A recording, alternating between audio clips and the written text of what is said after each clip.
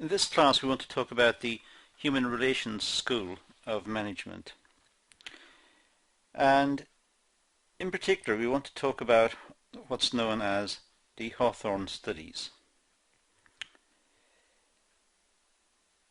Human relations theory was developed from the Hawthorne experiment. Elton Mayo established the Hawthorne experiment in his experiment. His experiment lasted from 1927 to 1932 at the Western Electric's Hawthorne Works in Cicero, Illinois. So this was an experiment that Elton Mayo conducted. He made observations of workers at the Western Electric's Hawthorne Works in Cicero, Illinois, and this happened between 1927 and 1932. And out of his observations, it's called the Hawthorne Studies, out of these observations he drew several conclusions which we still use and consider in the present day. The aim of the experiment was to show that a greater level of illumination in a working environment improved productivity. So the objective he was trying to establish was actually very, very straightforward. The workers, he felt, if they had more light to do their work, they would work harder. So it just came down to light, just to see if the workers had more light, would they work harder. That was the aspect he wanted to investigate. That was what he wanted to try and test. If you like, that was his hypothesis. The research carried out suggested that any changes in the level of light increased productivity levels. The research also suggested that productivity increased within the control room. So it was a proper experiment. He had a control group and he had the experimental group. And he varied the amount of light to see what would happen to the amount of output. Now, it seems very simple to us and very, very straightforward what's going on here, but in fact, this was very revolutionary at the time it was carried out. It was very experimental. It was new, and this approach to management was also new. Just to test, to see what the working environment, the aspects of the working environment that affected productivity, what changes could be made in the working environment that would subsequently change productivity and output. This finding gave rise to a new area of study within management theory. Classical theory emphasized the control of employees to increase productivity. So the classical theory was employees needed to be controlled, they needed to be observed, they needed to be managed, they needed to be foremen and managers and charge hands. There needed to be people of responsibility to ensure that the workers worked. That was the model, that's the classical theory. This Hawthorne study and the way it was going about looking at productivity was radical, it was new. The findings of the human relations theory suggested that productivity increased because employees were being observed and felt like an important part of the research. So the employees were now, they viewed themselves as important because they were being almost treated more humanly. They were treated better, and as a consequence they felt more engaged. their requirements for more light was a very basic requirement, and management recognized it. At least that's what the Hawthorne Studies seem to suggest, and the employees were responding to this.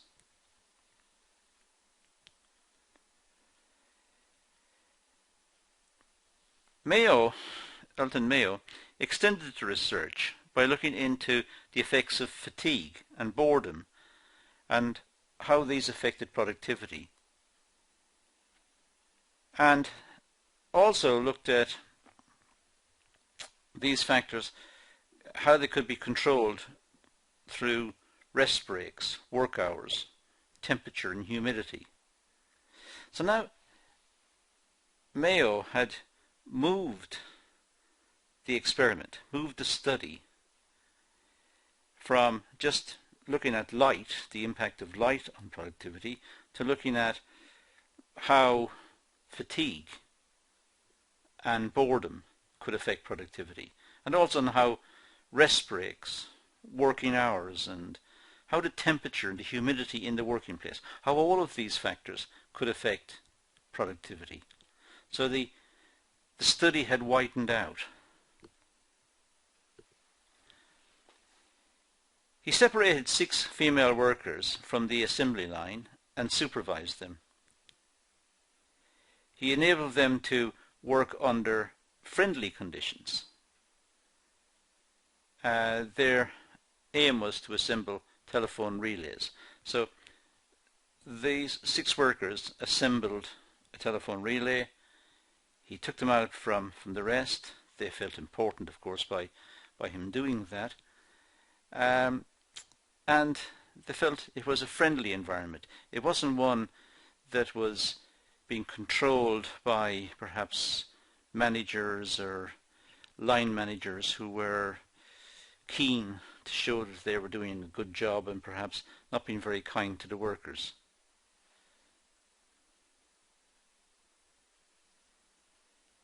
Mayo occasionally made changes to the working conditions, but letting the workers know in advance what was being planned or what was being changed. There was an observer always present to take note of the working environment. So the whole working environment was written down. As many variables as could be observed. For example, the ones I mentioned earlier, say humidity, temperature, the light conditions, all aspects of the working environment, even ones which could not be quantified. For example, friendliness, as I mentioned a second ago as well. Now, the results. Well, normal conditions was a 48-hour week, including Saturdays, and no rest breaks. And under these conditions, the workers produced 2,400 relays each week.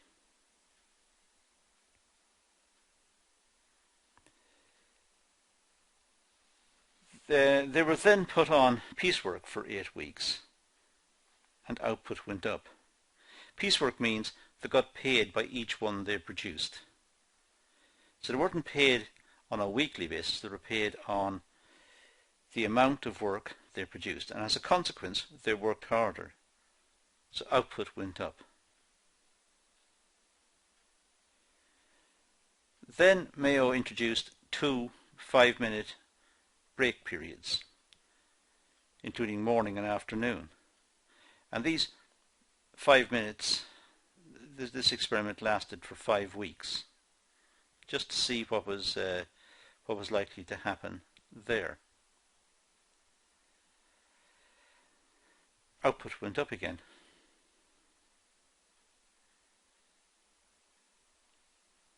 Then the rest periods were extended to 10 minutes. And output went up considerably now.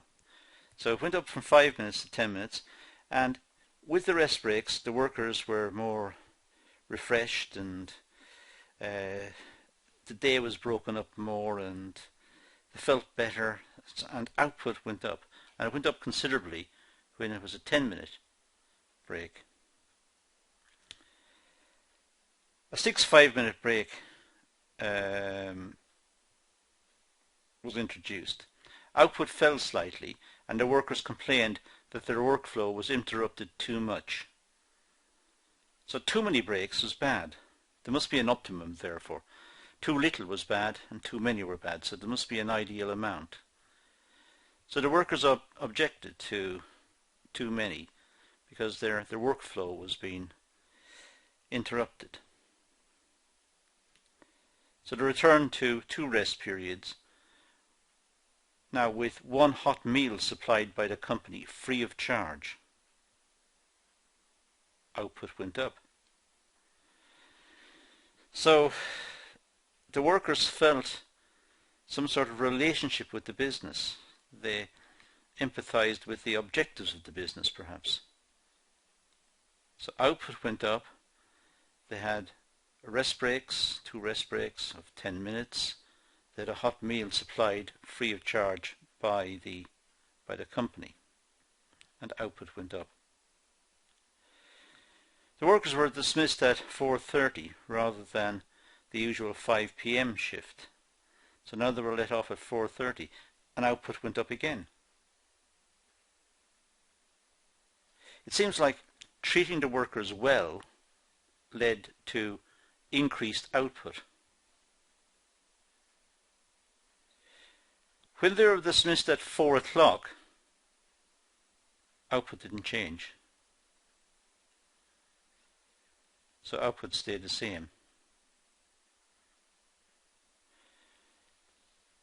When the workers went back to their normal working condition, or normal working conditions, output was higher than previously recorded, 3,000 relays a week.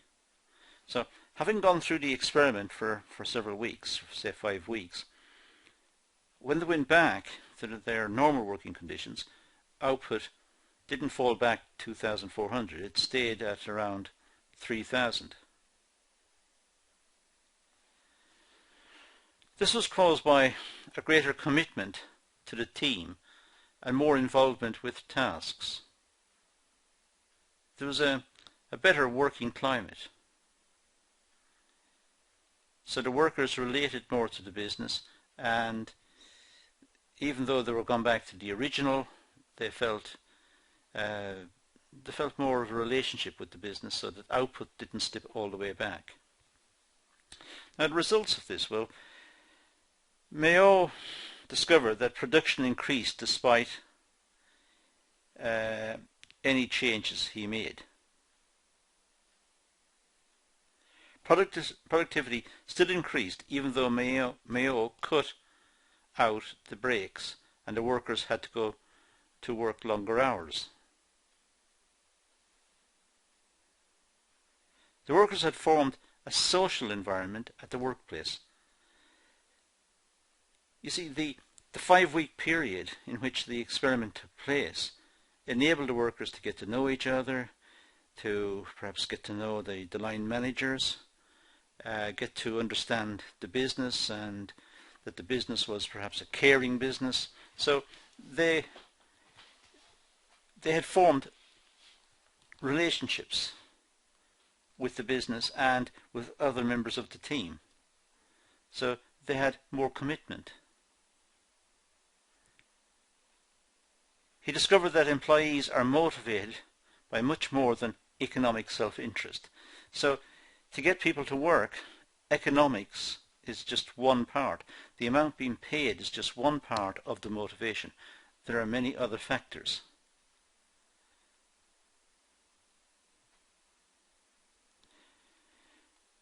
The workers raised their self-esteem when they felt like part of a team and were allowed to have a friendly relationship with the supervisors. So the workers had more self-esteem. They had more relationship, as I said earlier, with the rest of the team and also with the business. Mayo had gained their respect, their loyalty and their cooperation, which explains the increase in productivity despite reducing the rest breaks. So even though they had experienced the rest breaks, the meal and so on, when it was taken away and they went back to the start, they had the memory of how nice it was. So the productivity did not fall back. But it indicated to Mayo that people are more complex. They're not just responding to money, to the wages. They're responding to the whole working environment. The studies had positive effects. Having concern and care for employees gave them the sense of belonging. They considered themselves to be part of a team. This became known as the Hawthorn effect. Workers relating to each other, relating to the business, because the business had enabled them to feel this way. Now, the conclusions on job performance. Well, the capability of employees are imperfect predictors of job performance. So it's not the capability of the employee so much as the overall approach of the employee.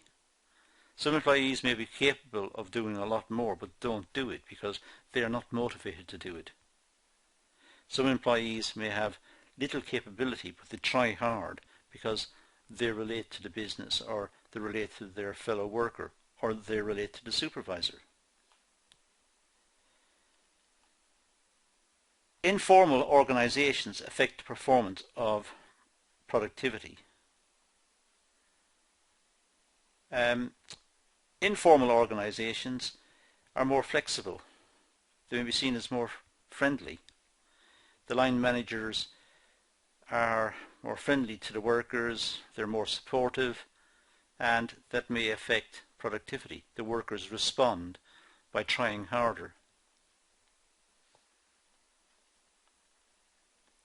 Establishing norms amongst groups affect productivity. If teams are formed and the teams have good relationships with each other in the team, and also the team itself has a good relationship with the business, then it may be possible to get the team to aim at a certain level of productivity.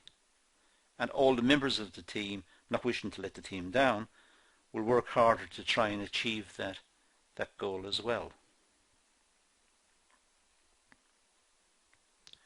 So the working environment is a social system and plays an important part in production. So production is not just economic, that's the point. It is to do with the social environment. It's a social system. Workers relating to each other, relating to the business. It's their view of the business, and that influences their productivity.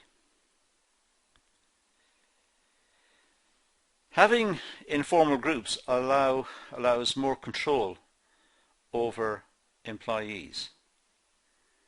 Informal groups, strangely enough, the team, when it's formed, if the workers form relationships within a team, the team itself imposes a discipline. The workers don't wish to let the team down. They wish to support each other. So it gives more control.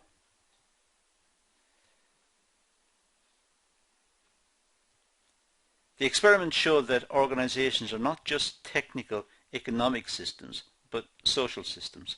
That's the point, and that is most important.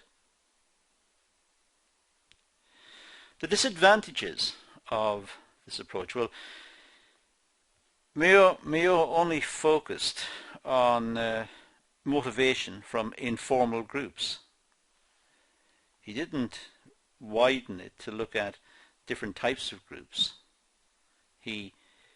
His experiment was very, very straightforward, and you could say it was quite limited as well in scope, but it did flag up to him the importance of the social conditions.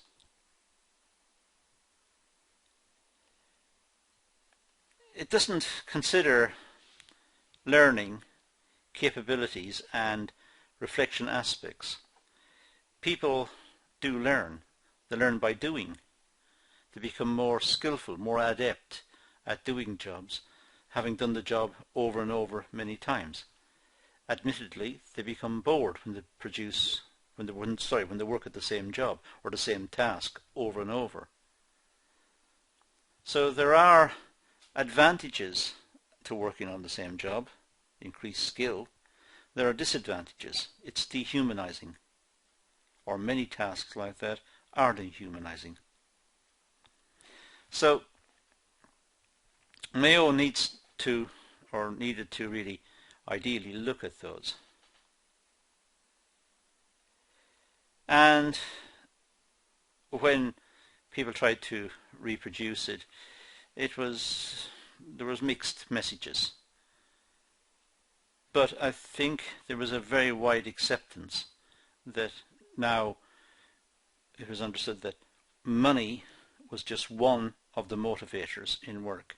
There were many others, and it was the Hawthorne Studies that broke this ground for the first time and enabled us to have a wider and more realistic view of why people work and what motivates them in the workplace. So that is the Hawthorne study and the Human Relations School of Management. And that also concludes this talk. So thank you for watching.